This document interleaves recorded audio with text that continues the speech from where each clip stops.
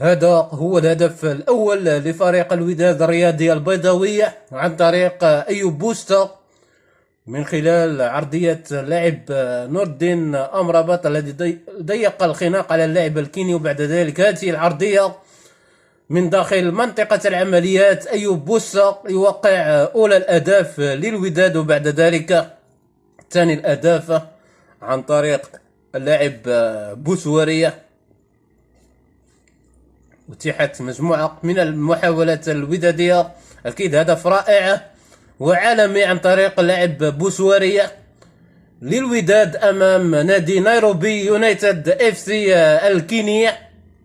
نشاهد مرة أخرى تسديدة قوية اتجهت في صميم مرمى الحارس الكيني.